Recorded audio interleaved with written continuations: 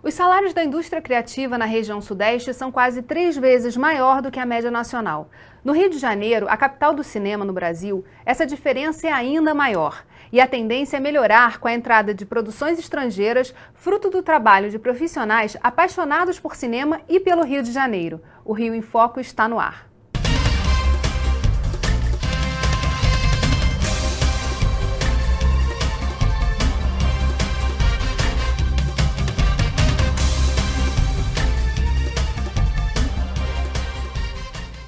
Para conversar sobre a produção audiovisual fluminense, estão aqui Silvia Rabelo, presidente do Sindicato Interestadual da Indústria Audiovisual do Rio de Janeiro, e Steve Solot, presidente da Rio Film Commission. Dados da Firjan mostram que até 2016 vão ser criados cerca de 86 mil novos empregos no setor audiovisual em todo o país e que o estado do Rio de Janeiro vai ser responsável por metade dessas vagas. Atualmente, a cidade do Rio é a maior empregadora com cerca de 30 mil trabalhadores. Silvia, qual o cenário hoje para o setor audiovisual? É de oportunidades? Muitas oportunidades, porque o setor vem desenvolvendo imensamente, né? Toda essa revolução tecnológica que aconteceu nos últimos anos, que mudou profundamente a forma de se produzir, criou com isso também muitas novas empresas, muitas novas oportunidades e muitas opções de trabalho. E como é o trabalho da Rio Film Commission nesse cenário? Como a Silvia falou, é um momento realmente fantástico, de convergência de vários fatores. Não só a possibilidade de crescimento do mercado audiovisual de cinema, mas também de televisão, em boa parte devido a uma nova lei, que é o 12.485, que criou muitas oportunidades para o produtor independente de TV. A Film Commission tem um papel fundamental nesse processo em duas áreas, fundamentalmente, que é atendimento ao produtor, seja nacional ou estrangeiro, no processo de filmagem. Isso significa o quê? Tirar a autorização para fechar a rua, a parte logística, o scouting para achar locais apropriados e toda essa parte prática. E a outra a parte importante é a atração de projetos de fora do estado e fora do Brasil para filmar no Rio. E isso significa não só cinema, mas também televisão, documentário, até videoclipe. É um trabalho de divulgação também, né? A divulgação vem automaticamente, porque é óbvio que a gente gostaria de mostrar um lado bonito, positivo, da cidade e do estado do Rio, mas às vezes vêm projetos que são de outra natureza. A gente aceita qualquer tipo de projeto, não existe nenhuma censura. Em relação a formação desses profissionais que esse mercado demanda, né? O sindicato pertence ao sistema Firjan e dentro do sistema Firjan, através do Senai, especificamente no Rio de Janeiro, o Senai de uma parceria com a Rio Filme, vem desenvolvendo diversos cursos de capacitação de mão de obra técnica, na área de áudio, na área de câmera, na área de animação.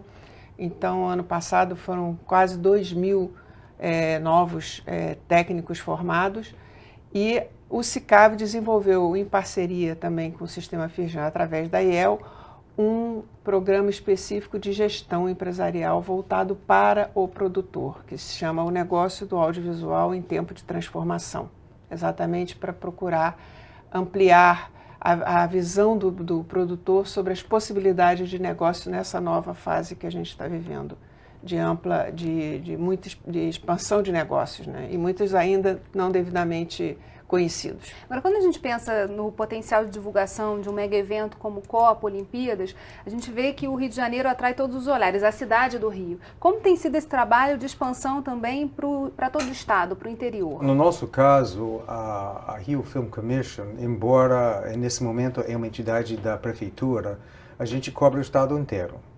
Então, depende muito de nossas relações diretas com os municípios. A gente tem um programa de fazer convênio individualmente com municípios para ajudar na capacitação de uma pessoa que seria o contato principal de Film Commission. Isso através de um workshop, de um dia, as pessoas vêm ao Rio, a gente explica o que faz uma filmagem. A gente tem que começar do zero para explicar como atender um produtor, seja brasileiro, americano, inglês, e como facilitar essa filmagem. A gente também, através do convênio, oferece apoio de publicidade do município lá fora, nos eventos, festivais e mercados, e também de ajuda para levar equipamento de filmagem quando for necessário. E em relação à formação, como tem sido feito? É só na cidade do Rio? Por enquanto, ainda está bem localizado no Rio de Janeiro, mas, inclusive, o SICAV agora, dentro do trabalho de parceria com diversas entidades, nós também estamos com o Instituto Criativo lá de Nova Friburgo, que pretende fazer um polo audiovisual na região serrana do Rio de Janeiro, que já existem diversas iniciativas nesse sentido, e muito em função da TV local, é muita produção para a TV, e eles têm sentido essa necessidade, vem apontando isso. E nós estamos vendo com o Senai quais são as possibilidades de replicar este treinamento que nós já temos know-how aqui no Rio para outras cidades do estado. Agora, o que a gente vê, na verdade, é que esse trabalho, por exemplo, da Rio Film Commission, depende muito da integração e de você conseguir captar pessoas que possam ser esses elos, essas pontes nos municípios.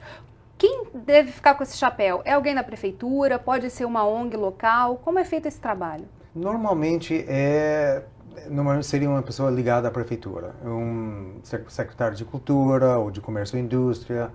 Agora, a pessoa em si não é necessariamente um funcionário público, mas deveria ser indicado pela prefeitura, pelo município, para atuar numa capacidade oficial. Nos convênios que a gente tem, que são 8 nesse momento, a gente faz isso através de uma assinatura da entidade oficial, que normalmente é o prefeito ou o secretário de Cultura ou o que for. Mas a gente está muito aberto. Eu queria também mencionar que a gente gostaria de ampliar essas possibilidades. Quais são os municípios hoje que já tem um Film Commission? Olha, de cor, não sei se vou lembrar de todos, mas tem Búzios, Paraty, Angra, Friburgo, Barra do Piraí, que foi o primeiro. E a gente está ampliando isso em cada momento. Vamos falar um pouquinho mais sobre isso no próximo bloco? Não saia daí. Rio em Foco aqui, política e economia caminham juntas.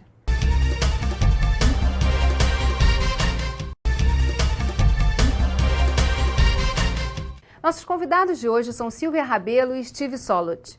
Conseguir mão de obra especializada é problema para todos os setores produtivos. Para atender esse crescente mercado audiovisual, no Rio de Janeiro são oferecidos vários cursos de formação profissional. No Senai, em Laranjeiras, há cursos de áudio, fotografia, gestão de projetos e animação. Na unidade do Maracanã, animação e multimídia. A gente já estava falando até disso no bloco anterior e já há essa possibilidade de expansão para outros municípios. Esse trabalho é um trabalho interessante, porque a gente está falando de novas oportunidades que vieram por força de lei, mas há uma demanda muito grande por profissionais de que área, de que setor? Qualquer profissional que trabalhe no set de filmagem, seja esse set de filmagem para um programa de TV, seja ele para um filme, seja ele para uma série, são muitos. A gama é tão extensa que é difícil até da gente localizar exatamente onde está a maior demanda, mas o início foi principalmente com operador de câmera, operador de áudio, e a animação, porque a animação realmente ela tomou um boom muito grande com a questão da televisão e das séries de sucesso que o Brasil fez em coprodução, principalmente com o Canadá. A gente tem um exemplo aí de Amigãozão, Peixonautas, enfim, são séries que fizeram muito sucesso e deram esse boom na animação, né? E os estúdios aqui no Rio de Janeiro têm uma forte presença nesse aspecto da produção. Na pesquisa que mapeia a economia criativa no Brasil, que é a pesquisa da Firjan, fala-se muito também de roteiristas, que o Rio de Janeiro seria uma seara de desenvolvimento de roteiristas. Exatamente, e essa é uma área que a gente acha que tem que desenvolver mais. Por vários motivos, até econômicos, porque uma coprodução internacional, por exemplo, nasce a partir de um roteiro viável. E para fazer uma coprodução oficial, seja através de uma coprodução com o Canadá ou com a Itália, o Brasil tem atualmente 11 tratados de coprodução em vigor e está expandindo para um novo tratado com a Inglaterra. tem que haver um roteiro que funciona para os dois mercados. Então, é uma oportunidade muito grande para roteiristas no interior desenvolver histórias também que pode passar a ser séries de TV. Muitas vezes a gente vê filmes que também viram séries de TV. A Globo tem trabalhado muito nisso, né? Muito. E isso é uma área que é pouco trabalhado. A gente gostaria de ver isso expandido e oferecer o apoio de Film Commission para até divulgar esses roteiros lá fora. Como é que é a receptividade dos estrangeiros nesse processo de divulgação das oportunidades e dos espaços que o Rio oferece para filmagens? Olha, é um trabalho contínuo, é um trabalho que a gente chega a ver pessoas que não sabem onde fica, por exemplo, Paraty, não sabem onde fica Barra do Piraí, não sabem onde fica Friburgo, só sabe Rio de Janeiro. Então, nosso trabalho é educar e informar sobre outras possibilidades que oferecem o Estado do Rio. Agora, isso, uma vez feito, tem que haver um produto. Eu chamo produto, pode ser até culturalmente, mas uma coisa que atrai o investidor, o coprodutor, o distribuidor estrangeiro, ou até brasileiro, mas fora do Estado, que é a matéria-prima da obra audiovisual. Então, a gente está aqui para promover mais desenvolvimento nessa área incipiente. A gente gosta de ver oportunidade a partir da base que é o roteiro mesmo. Mas é também um processo todo de criação, porque a própria natureza, a forma como se faz cinema no Brasil e no exterior é muito diferente, né? Quer dizer, a maneira como se busca o financiamento, o governo sempre dá uma parte muito grande, a preocupação com a produção e menos com a distribuição, isso é todo um processo de educação de parte a parte para entender quais são as diferenças culturais e que fazem as nossas singularidades também, né? Sim, mas a parte de financiamento é totalmente diferente. O modelo de business brasileiro que depende em boa parte nesse momento no setor público é ao contrário, por exemplo, do modelo internacional, que depende do setor privado e investimento privado. Mas a base continua sendo uma boa história. Tem um programa também chamado Films from Rio. Que programa é esse? Como ele funciona? É um programa desenvolvido pelo SICAV, a pedido dos produtores cariocas, sentindo necessidade da internacionalização de seus produtos, né? Porque sempre o Brasil é acusado de ser um país que só faz filme para si mesmo, que o nosso produto viaja pouco, né? Que ele vai pouco para o exterior. Então, até com a ajuda do Steve, no ano passado, nós começamos a desenvolver esse projeto.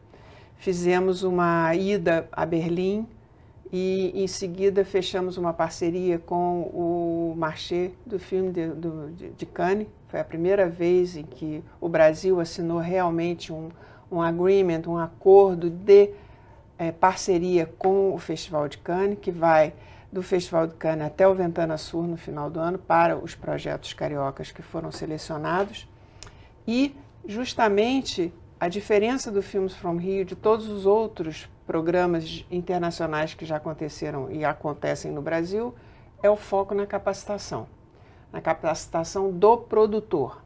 Ou seja, a gente oferece uma capacitação comercial, de análise e jurídica, que é muito importante que as pessoas começam a entender que é necessário você ter uma análise jurídica do seu projeto antes de você sair do Brasil.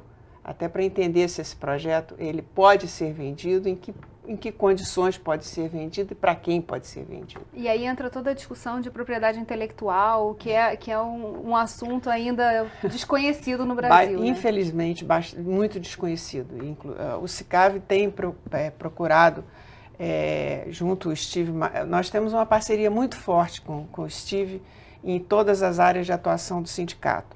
Nós já fizemos seminários aqui no Rio. Agora mesmo, durante o Festival de Cannes, eu fui a Geneve fazer um discurso lá na WIPO sobre essa questão da propriedade intelectual no Brasil, mas infelizmente o desconhecimento é muito grande. O perigo mora no terreno dos direitos, porque na hora de negociar o que a gente chama internacionalmente uma propriedade, que é um filme, ou qualquer que seja produto audiovisual, os direitos não só do roteiro, mas também de qualquer aspecto dentro do projeto tem que estar completamente transparente.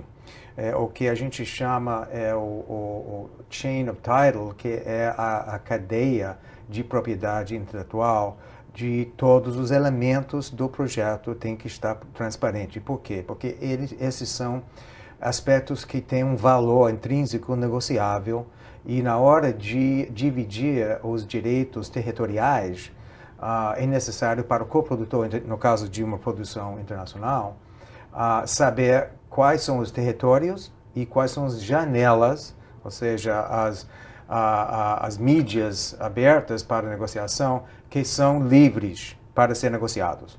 Então, desde o início, é fundamental ter uma assessoria jurídica ao lado do produtor, no aspecto comercial, de garantir esse aspecto. Senão, fica vulnerável o produtor até processos posteriormente que pode desvalorizar o produto. A gente vai mergulhar um pouquinho mais nesse assunto no próximo bloco. Vamos fazer um rápido intervalo e voltamos já. Rio em Foco aqui, política e economia caminham juntas.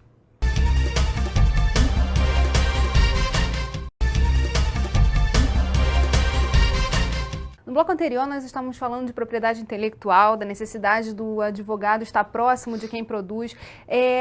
Acho que seria interessante a gente falar, porque o filme não é só um filme, ele pode virar uma série de televisão, ele pode ser veiculado também na internet, tem uma série de canais, de janelas aí possíveis. Falar um pouco de casos concretos, assim, coisas que já aconteceram ou que quase aconteceram por causa desse desconhecimento da propriedade intelectual. Existem casos infelizes realmente em relação aos direitos, mas eu prefiro falar de oportunidades. Nós temos um caso muito interessante de um filme que já foi lançado no Brasil. É um filme brasileiro que participou até na Films from Rio, o programa do CICAV, em Berlim, que chama Mato Sem Cachorro, que é um filme muito alegre, até uma comédia, e que esse filme teve a possibilidade de ser negociados os direitos antes de cinema fora do Brasil, no mercado de VOD, ou seja, Video on Demand, e também para passar em aviões e navios. Então, é um exemplo de que, como um filme brasileiro, bem feito, um filme que teria um público em qualquer país, em qualquer público, na verdade, tem direitos valorizados em muitas janelas.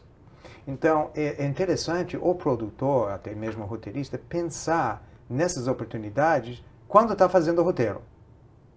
E ver a possibilidade de viabilizar essas multiplataformas na hora de fazer um filme. Que não é só um filme. Ele ser customizável na hora que você filma, você começar a pensar nesses diferentes canais e nessas diferenças que existem, na verdade. E na TV, porque existem filmes que são automaticamente séries. Pode virar séries facilmente com episódios diferentes que nascem em função de um roteiro em um filme de longa-metragem. Eu diria que hoje é praticamente impossível para um produtor criar um produto para uma única janela, né? Acho que houve uma modificação tão grande nesse mercado que o produtor, ele obrigatoriamente, quando ele começa a desenvolver um projeto, esse é um outro aspecto importante, a questão do desenvolvimento do projeto, ele tem que pensar nisso, nessas diversas plataformas, nessas diversas janelas, porque hoje aqui, por acaso, nenhum de nós está com uma telinha, mas você vai a qualquer lugar, em qualquer espaço, cada um carrega a sua tela. Então você tem que pensar no seu produto, que ele vai navegar em telas de todos os tamanhos. Se você está no aeroporto, aqui tem uma tela. Se você está dentro do ônibus, tem uma tela. No avião, você tem uma tela. Em todos os lugares você tem uma tela. Então você tem que sempre pensar no seu produto para viajar em todas as telas. E a gente pode dizer que o grande desafio do Estado e do país é a produção de conteúdo? É você otimizar e potencializar isso hoje, com as oportunidades que existem? Na realidade, quando a gente fala de um produto audiovisual, você está falando de conteúdo, né? Então, hoje é o maior bem, é o conteúdo, porque com essa ampliação conforme o Steve disse no início, com a Lei 12.485, que abriu essa janela para o produto brasileiro independente no horário nobre, a produção aumentou exponencialmente, né? Então, efetivamente, é o momento. Mas a produção aumentou ou ela teve uma demanda inicial que não foi suprida? Quer dizer, a gente ficou vendo muito tempo de reprise. Por conta disso. Porque exatamente não existia esse mercado exatamente, porque embora os produtores estivessem esperando o momento, aguardando e teoricamente preparados para isso, ele não foi possível dar conta. Não foi possível dar conta por vários motivos, não é só por conta do produtor. A gente volta nessa questão que hoje está no jornal, que a burocracia é o que mais impede o Brasil, muitas vezes, de seguir o seu papel, de seguir o seu caminho com naturalidade, né? Então, a gente realmente mora num país burocrático em todas as áreas. E na área do audiovisual não é diferente. Apesar essa burocracia, tem que reconhecer que nunca chegou a ser o volume e a quantidade percentual de conteúdo brasileiro passando por televisão nunca foi tão alto. E até mesmo em cinema, hoje em dia, os dados do ano passado, a gente vê um market share, uma participação do mercado como um todo de conteúdo brasileiro, o mais alto da América Latina toda, que é 18%, que é fantástico. É claro, isso é uma discussão que continua de que o tipo de filme que é responsável por esse percentual tão alto são comédias brasileiras, que não viajam muito bem fora do Brasil.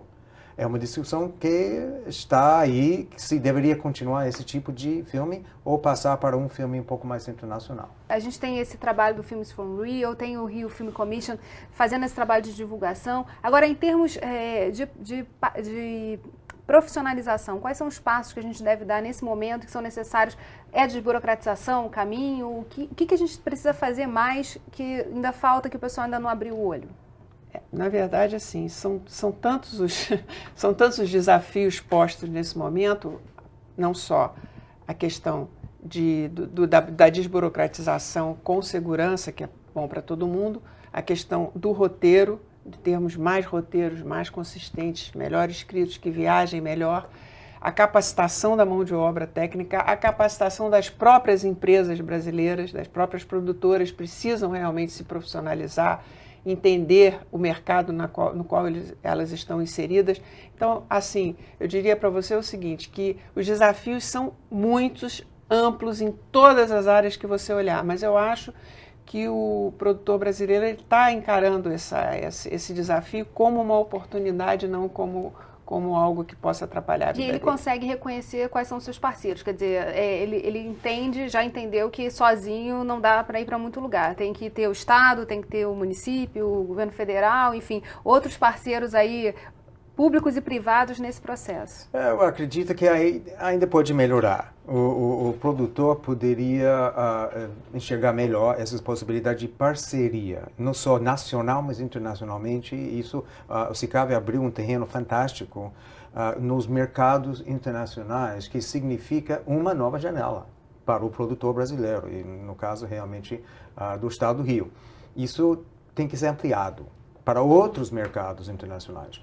E também o produtor brasileiro tem que já pensar, como a gente conversou, desde o início da propriedade nas multiplataformas. Bem, são inúmeras plataformas, diversas janelas, um trabalho enorme pela frente, mas infelizmente nosso programa já chegou ao fim. Obrigada, Steve, obrigada, Silvia, obrigada a você que ficou com a gente até agora. O Rio em Foco é o programa do Fórum Permanente de Desenvolvimento Estratégico do Estado. Para acompanhar os nossos debates, acesse a nossa página na internet ou as nossas redes sociais. Se você gostou desse programa, pode assisti-lo novamente em outra plataforma no site www.rioemfoco.rj.gov.br ou pelo www.tvalerj.tv. TV Alerj, o canal do povo fluminense. Até a próxima.